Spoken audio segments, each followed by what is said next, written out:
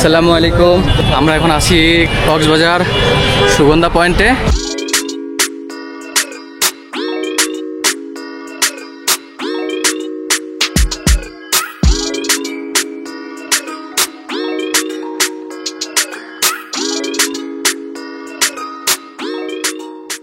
ঢাকার যাত্রাবাড়ি থেকে শুরু আমাদের কক্সবাজার ভ্রমণ যাত্রা। এই যাত্রায় আমরা যাচ্ছি রিল্যাক্স পরিবহনের একটি নন এসি বাসে। জনপ্রতি ভাড়া নিয়েছে 900 টাকা করে। রাতে 20 মিনিটের বিরতি। আমাদের বাসটি দাঁড় করায় হোটেল তাজমহল কমপ্লেক্সের সামনে। বাহিরের পরিবেশ ছিল খুবই সুন্দর। আমরা হোটেলে প্রবেশ করি এবং হালকা কিছু খাবার অর্ডার করি।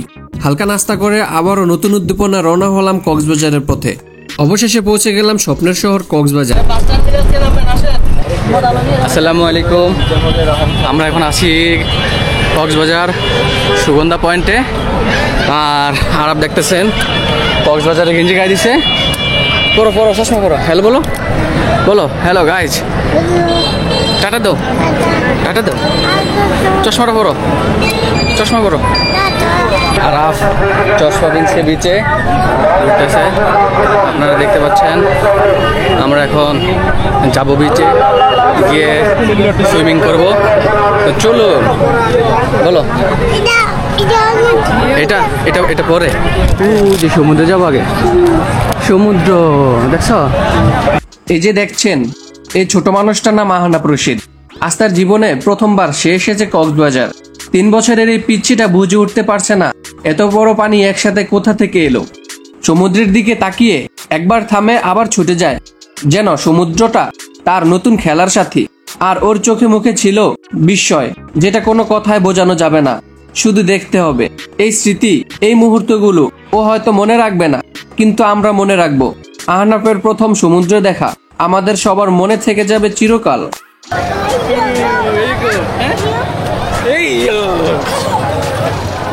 আবার বলো।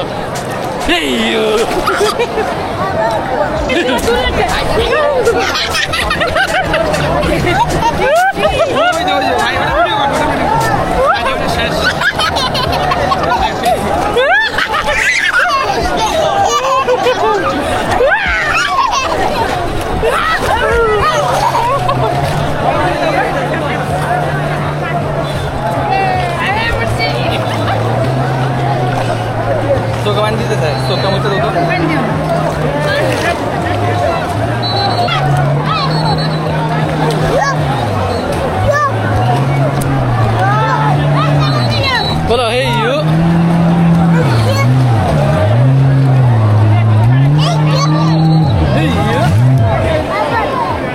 এরপর দারুণ এক অভিজ্ঞতার জন্য আমরা তৈরি হলাম। আহনাফ রশিদকে সৈকতে রেখে আমরা চেপে বসলাম স্পিড বোটে।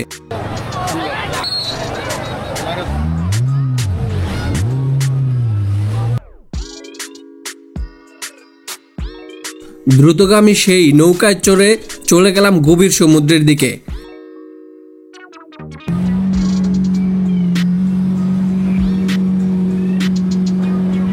ঢেউয়ের সাথে হারিয়ে গেলাম দূরের কোনো স্বপ্নে।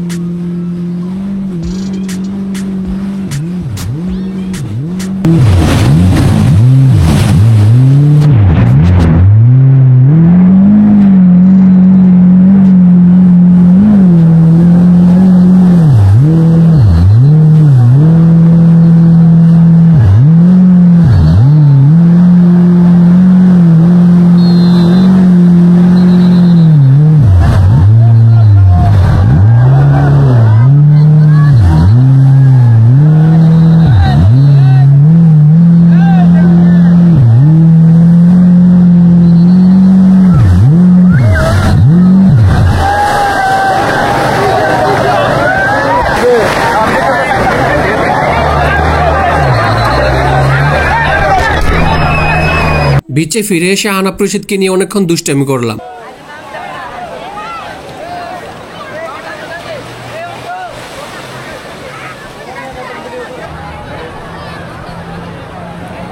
বিচ থেকে ফিরে যাচ্ছি আমাদের রুমের দিকে।